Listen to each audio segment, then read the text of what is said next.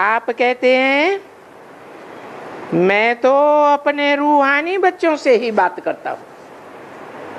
क्या मतलब हुआ? 500-700 करोड़ रूहें नहीं है क्या है? और रूहों का वो निराकार शिव बाप नहीं है क्या है? तो ये क्यों कहते हैं मैं अपने रूहानी बच्चों से ही बात करता हूं? हैं? हाँ, जो पुरुषार्थ करके रूह की स्टेज में टिक जाते हैं और देवभान को छोड़ देते हैं।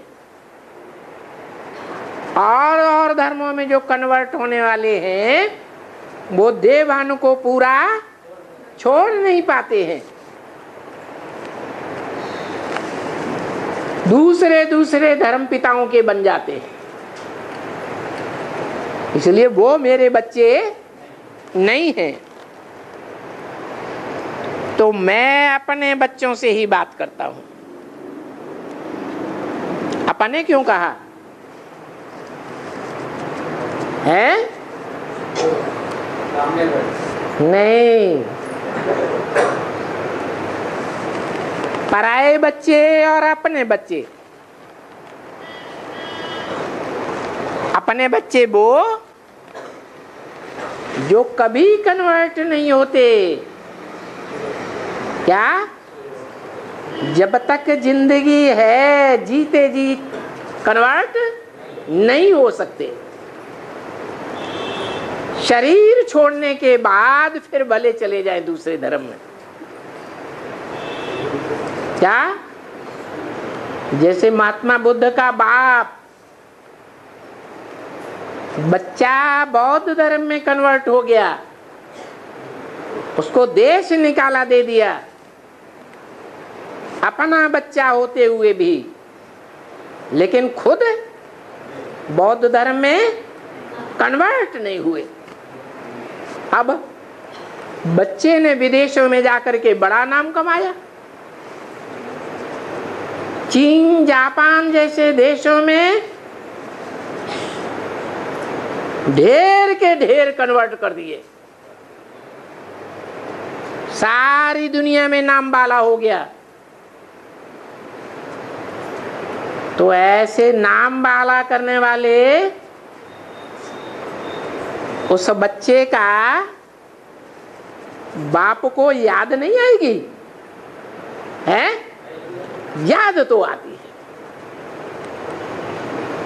मोह भी जाता है, मेरा बच्चा मेरे से पैदा हुआ।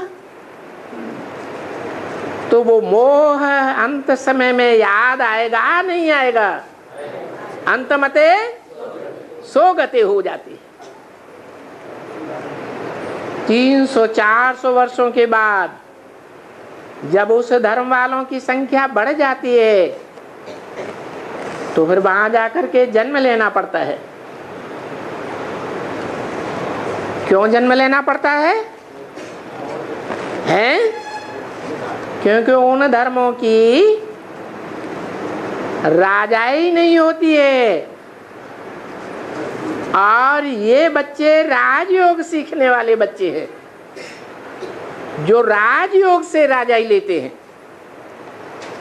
तो वो राजयोग से राजाई लेने वाले जो हैं भले उस जन्म में कन्वर्ट नहीं होते, लेकिन अगले जन्मों में जाकर के दूसरे धर्म में उन बच्चों को राजाई देने के लिए संघर्ष करते हैं और राजाई स्थापन कर देते हैं।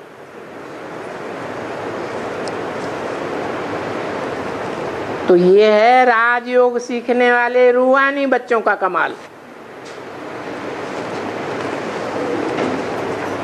जो धर्म पिताएं कार्य नहीं कर सके, वो बाप के रूहानी बच्चे उन धर्मों में जाकर के राजाई की राजधानी स्थापन कर देते हैं, राजाई का फाउंडेशन डाल देते हैं। तो क्या समझे कि राजाई कैसे मिलती है सारी दुनिया को? राजयोग से राजाई मिलती है।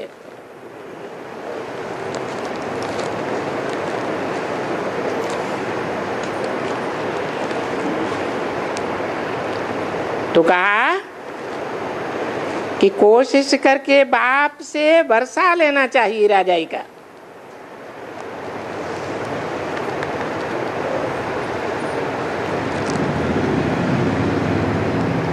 इसलिए बोला कि रूहानी बच्चे ही राजाई लेते हैं जो रूह की स्टेज में टिकते हैं।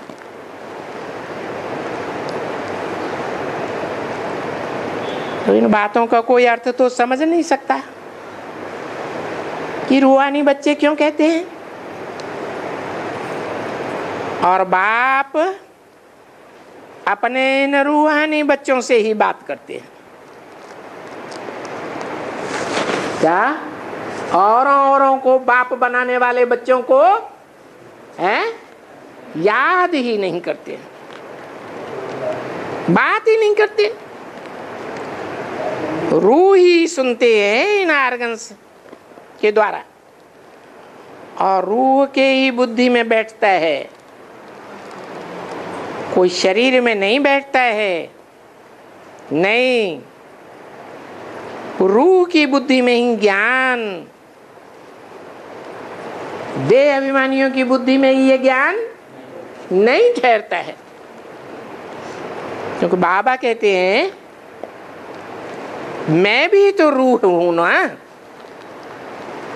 मैं कभी भी देवान में नहीं आता हूं, तो मेरे में सदैव ही ये ज्ञान विराजमान रहता है।